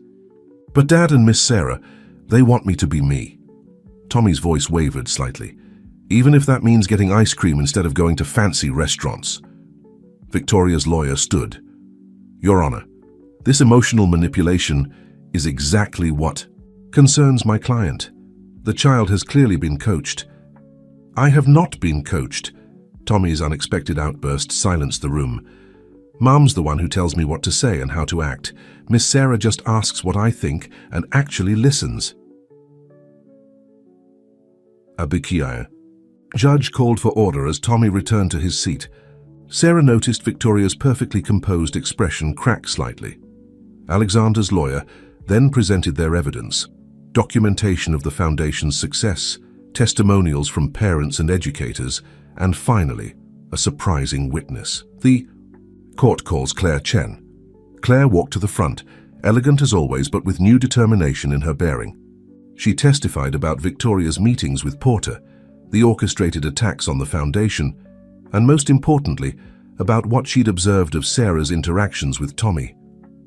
I was skeptical of Miss Martinez at first, Claire admitted. In our world, genuine people are rare, but I've watched her build something extraordinary with the foundation, always putting the children first, including Tommy. The judge listened intently, taking notes. When both sides had presented their cases, he called for a brief recess. Sarah found herself in the hallway, trying to calm her racing heart, when Tommy slipped away from his parents to find her. Miss Sarah? His voice was small. If Mom wins, will I still get to see you? Before she could answer, Victoria appeared. Thomas, come here immediately. But Tommy stood his ground. No, Mom. I want to talk to Miss Sarah. This is exactly what I mean, Victoria hissed. You've turned my son against me. No one has turned me against you, Tommy said, showing a maturity beyond his years. But you're trying to take away someone who makes me feel good about being myself, just like you tried to take away Dad's company. Victoria flinched as if struck. For a moment, her careful mask slipped completely, revealing something raw and painful underneath. Is that what you think, she whispered, that I don't want you to be yourself? I think, Tommy said carefully, that you want me to be perfect. But Miss Sarah and Dad, they just want me to be happy. The court clerk appeared, announcing the recess was over. But as they walked back into the courtroom, Sarah noticed something had shifted in Victoria's posture. The judge cleared his throat. Before I render my decision, does either party wish to make any final statements? Victoria stood suddenly. Yes, Your Honor, She paused, seeming to struggle with herself. I wish to withdraw my petition. A murmur ran through the courtroom. Her lawyer looked stunned. Mrs. Harrison, the judge peered at her. Are you certain? Victoria looked at Tommy, then at Sarah, and finally at Alexander. Yes, I've been fighting the wrong battle. My son needs both his parents and, she took a deep breath, perhaps he needs Sarah too. The judge nodded thoughtfully. Petition withdrawn, court adjourned. As people began filing out, Victoria approached Sarah. This doesn't mean I like you, she said quietly. But Tommy, he sees something in you that I've been too angry to acknowledge. Don't make me regret this. She walked away before Sarah could respond, leaving behind the subtle scent of expensive perfume and the lingering weight of unspoken truths. The weeks following the custody hearing brought changes no one had expected. The foundation's work continued to expand, but the atmosphere had shifted. Victoria's withdrawal of her petition had created ripples throughout their interconnected worlds. Sarah sat in her office, reviewing proposals for a new initiative when Rebecca appeared with an unusual announcement. Mrs. Harrison is here to see you. Victoria entered before Sarah could respond, as elegant as ever, but somehow different. The sharp edges of her presence had softened slightly. We need to talk, Victoria said, settling into a chair without waiting for an invitation. About Tommy's winter break. Sarah tensed, preparing for another battle, but Victoria's next words surprised her. He wants to visit the new planetarium exhibit. Something about Mars colonies. Victoria's fingers traced the edge of Sarah's desk. I thought, perhaps we could all go. Together. All of us? Sarah couldn't keep the surprise from her voice. Yes. Well, Victoria straightened her already. Perfect posture. Tommy seems to think you'll understand the scientific aspects better than I would, and he's probably right. The admission clearly cost her, but there was something else in her voice, a tentative reaching toward understanding. I won't pretend this is easy for me, Victoria continued, but Tommy, he's happier than I've seen him in years, more confident. Even his teachers have noticed. Sarah thought carefully before responding. Victoria, I never intended to replace you. Tommy needs his mother. I know that now. Victoria's smile was small but genuine. I spent so much time trying to shape him into what I thought he should be, I forgot to see who he already was. Their conversation was interrupted by Tommy himself, bursting into the office with Alexander close behind. Miss Sarah, Dad says, we can use the foundation to help my school start a science club. He stopped short, seeing his mother. Mom, what are you doing here? Victoria stood gracefully. Actually, I was just inviting Miss Sarah to join us at the planetarium next week. The new Mars exhibit opens on Thursday. Tommy's face lit up with pure joy. Really? All of us together? The adults exchanged glances, years of tension and misconceptions beginning to thaw in the warmth of a child's happiness. Later that evening, Sarah and Alexander walked through Central Park, enjoying a rare moment of quiet. I never expected Victoria to change like this, Sarah admitted. Alexander smiled. People can surprise you. Sometimes they just need to remember what really matters. They stopped at their usual ice cream cart, now decorated for the holiday season. The vendor, who had watched their story unfold over many visits, gave them a knowing smile. The usual? He asked. Actually, Alexander said, make it 4. Victoria and Tommy are meeting us here. As they waited, Alexander turned to Sarah. You know, we still haven't talked about what Tommy said, about us. Sarah watched the sunset paint the city in shades of gold. Do we need to? Some things don't need words. Maybe not, he agreed, but sometimes saying them matters. He took her hand, his touch warm despite the winter chill. I love you, Sarah Martinez. Not because of the foundation, or even because of how wonderful you are with Tommy, but because you reminded me of who I used to be and helped me become who I want to be. Sarah's response was interrupted by Tommy's excited voice. Dad! Miss Sarah, we found parking. Victoria approached more slowly, taking in their joined hands with a raised eyebrow but saying nothing. They settled on nearby benches, Tommy chattering excitedly about the planetarium exhibit while carefully balancing his ice cream. Victoria, despite her designer outfit, managed to eat her cone with surprising grace. You know, she said quietly to Sarah, I always wondered what was so special about this place. Now I think I understand. Sarah watched Tommy demonstrate orbital patterns with his cone, making his father laugh. It's not about the ice cream. No, Victoria agreed. It's about being real. Something I forgot how to be somewhere along the way. The evening air grew cooler, but none of them moved to leave. They sat together, this unlikely family, as the first stars began to appear above the city lights. Tommy pointed excitedly. Look, you can see Mars. And there it was, a reddish point of light in the darkening sky, watching over 4 people who had learned that sometimes the greatest journeys aren't about distance, but about finding your way back to what matters most. Miss Sarah? Tommy's voice was thoughtful. Does this mean you're going to be part of our family now? The adults exchanged glances, each remembering the long path that had led them here. Victoria surprised them all by answering first. I think, sweetheart, she already is, just in a different way than we expected. The words hung in the air like a promise, a new chapter beginning as the old wounds finally began to heal.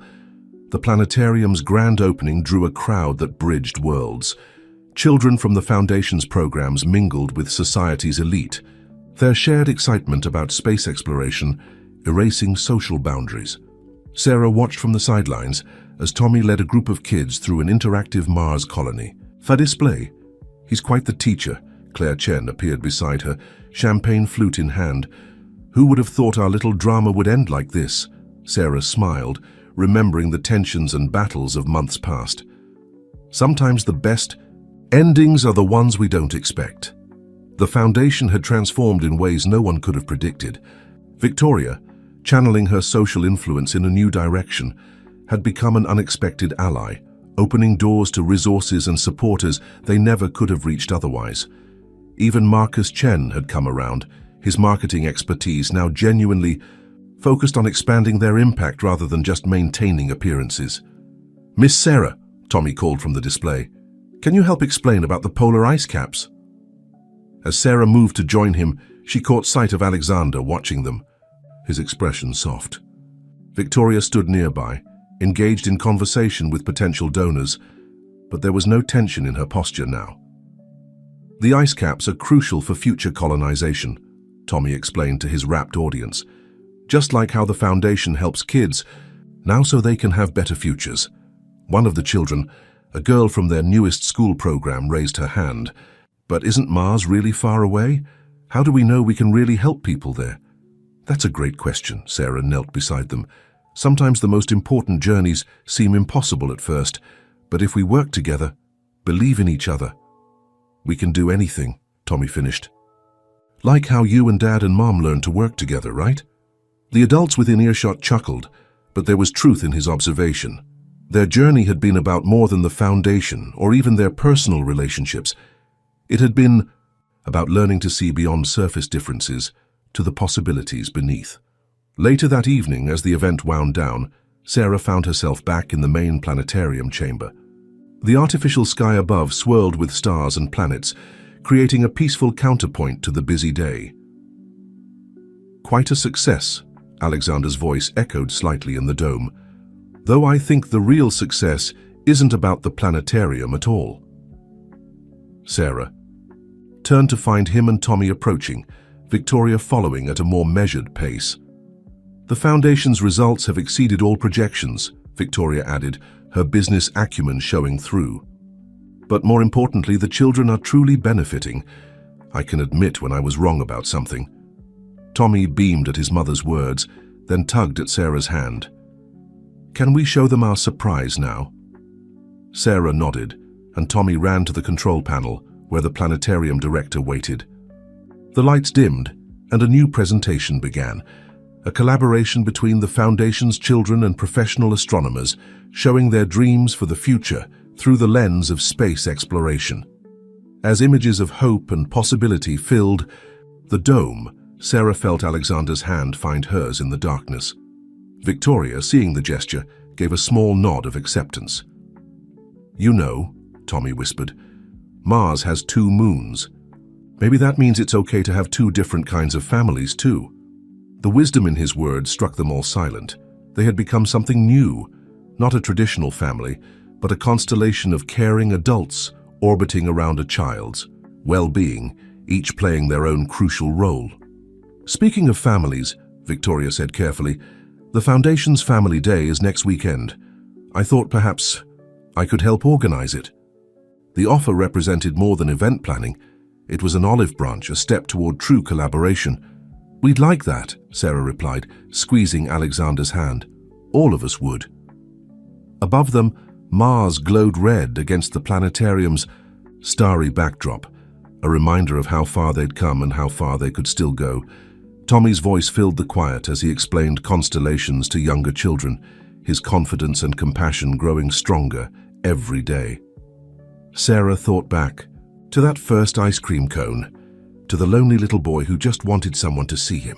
She never could have imagined where that simple act of kindness would lead, to a transformed foundation, a healed family, and a love that had grown naturally and unstoppably, like plants reaching toward sunlight. "Sometimes," Alexander murmured, watching his son, "the best things in life start with ice cream." Victoria rolled her eyes, but her smile was genuine. "Sometimes," she agreed, "they start with learning to see what's really important." As the presentation ended and the lights slowly rose, they remained together, this unlikely family that had found its own unique balance. The Foundation's work would continue to grow, touching more lives and creating more possibilities. But perhaps their greatest achievement wasn't in the programs they'd created or the children they'd helped. It was in proving that love, in all its forms, could bridge any distance, heal any wound, and create something beautiful from life's most unexpected moments. Spring bloomed across New York City, bringing with it a season of change.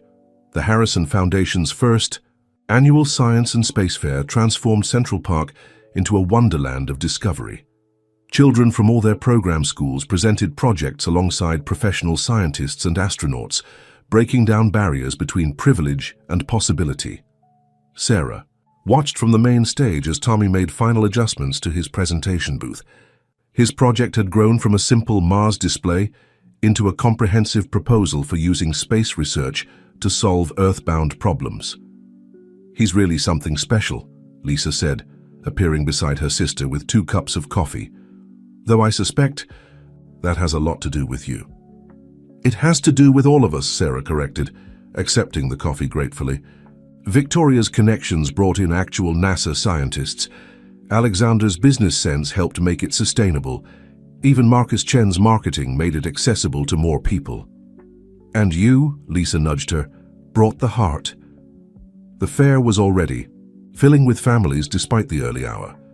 Sarah spotted Claire Chen leading a group of hospital board members through the exhibits, while her brother, now a successful restaurant manager, supervised a line of food trucks offering healthy, affordable options. "And Miss Sarah," Tommy called, waving excitedly, "the astronaut wants to see my project." Sarah made her way through the crowd, noting how naturally the children from different backgrounds interacted. A girl from their newest school program was explaining her solar power project to a boy from Tommy's private school, their shared enthusiasm transcending social boundaries. "Impressive work, young man," the astronaut was saying to Tommy. "Have you considered the applications for vertical farming?" "Actually," Tommy beamed, "that's part of my next project. Miss Sarah helped me connect with urban farming initiatives in our foundation schools." Victoria appeared, looking elegantly casual in designer gardening clothes. She had surprised everyone by taking charge of the fair's sustainable garden display. "Tommy, darling, your father's about to make the opening speech. Shall we?" The main stage filled as Alexander stepped up to the microphone. Sarah felt a familiar warmth as he found her eyes in the crowd, his smile soft with private meaning. "1 year ago," he began, "the Harrison Foundation was just another corporate philanthropy project. Today, thanks to one person's simple act of kindness, it's become something extraordinary." He gestured to the fair around them. "Look at what we've created together, not just programs or projects, but bridges, between privilege and need, between ambition and compassion, between dreams and reality." Victoria, standing near the stage, gave a small nod of agreement, perhaps her most sincere gesture yet. "But this is just the beginning," Alexander continued. "Today, I'm proud to announce the Harrison Foundation's newest initiative, the Future Builders Program. Through partnerships with NASA, leading universities and community organizations, we'll be creating pathways for underprivileged students to pursue careers in science and space exploration." The crowd erupted in applause. Tommy bounced excitedly, already imagining the possibilities. "And to lead this initiative," Alexander's voice softened slightly, "we've created a new position, Executive Director of Special Projects." "Sarah?" She felt all eyes turn to her as Alexander extended his hand. "Would you do us the honor?" Sarah climbed the steps, her heart racing. This wasn't just a job offer. It was an acknowledgement of how far they'd all come. As she reached for the microphone, she caught sight of Victoria's expression. Not jealousy or resentment, but something like respect. "Thank you," Sarah began, "but this honor belongs to all of us, to every child who dared to dream bigger, to every parent who sacrificed for their children's future, to every person who chose to see beyond surface differences to the potential beneath." She looked at Tommy, then at Victoria and Alexander. Sometimes the greatest discoveries come from the simplest beginnings, like an ice cream cone shared with a lonely child, or a family that found its own unique way to grow. The rest of the day passed in a blur of excitement and possibility. Children led tours of their projects, explaining complex scientific concepts with contagious enthusiasm. Parents from different worlds found common ground in their children's achievements. Even Marcus Chen was seen genuinely enjoying a food truck, hot dog, while discussing social media strategies with Lisa. As evening approached and the crowd thinned, Sarah found herself back at Tommy's booth. He was explaining his Mars colony designed to a group of younger children, his face alight with passion and purpose. "He's going to change the world someday," Alexander said softly, joining her. "Thanks to you." "Thanks to us," she corrected. "All of us." Victoria approached, carrying Tommy's space jacket. The evening program's about to start. They're setting up the telescopes. Under the darkening sky, families gathered on blankets as astronomers helped them locate constellations and planets. Tommy moved between groups, sharing his knowledge with infectious excitement. "You know," Victoria said quietly, "I always wanted Tommy to have the perfect life. I just didn't understand what perfect meant until now." Sarah watched as Tommy pointed out Mars to a group of mesmerized children, his father's arm around his shoulders, his mother nearby, wearing an expression of genuine pride. Perfect, she realized, wasn't about status or appearances.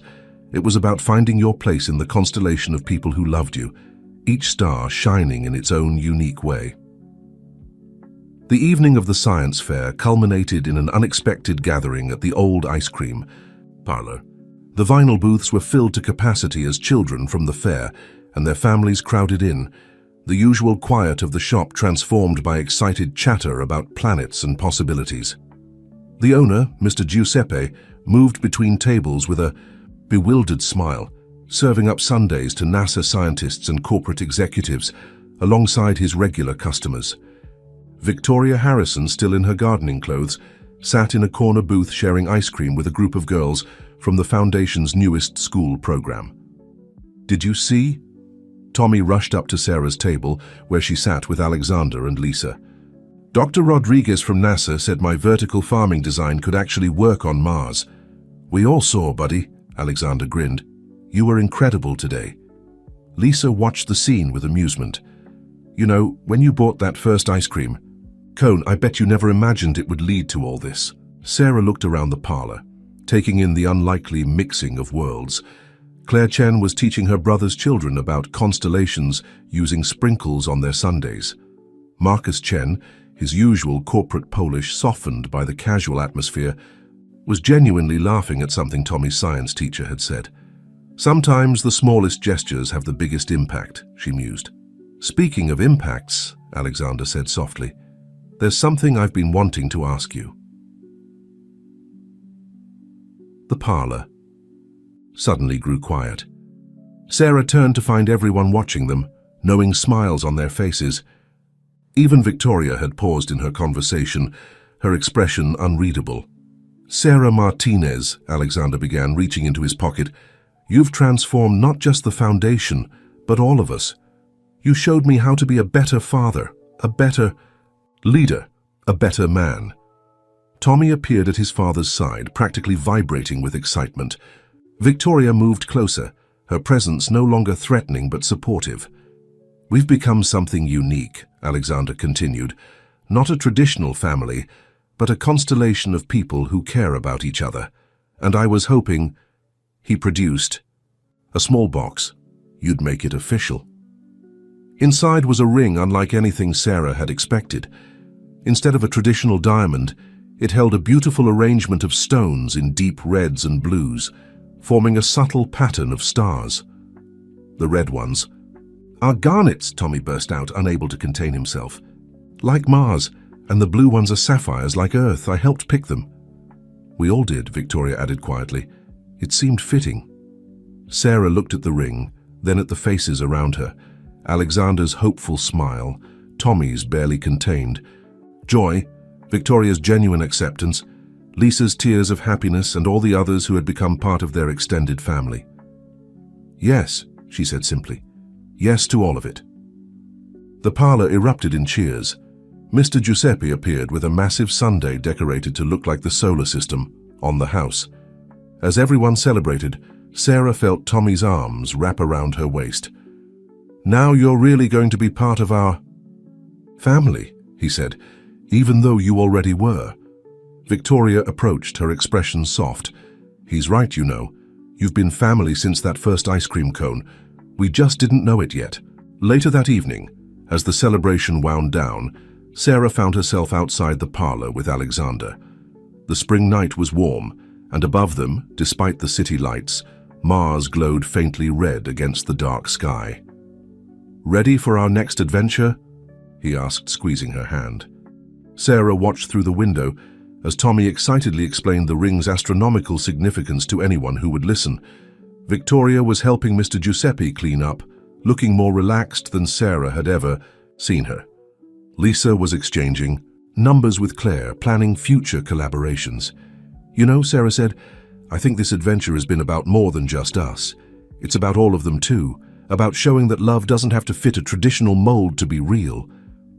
"Like Mars colonies," Alexander smiled, "creating something new in unexpected places."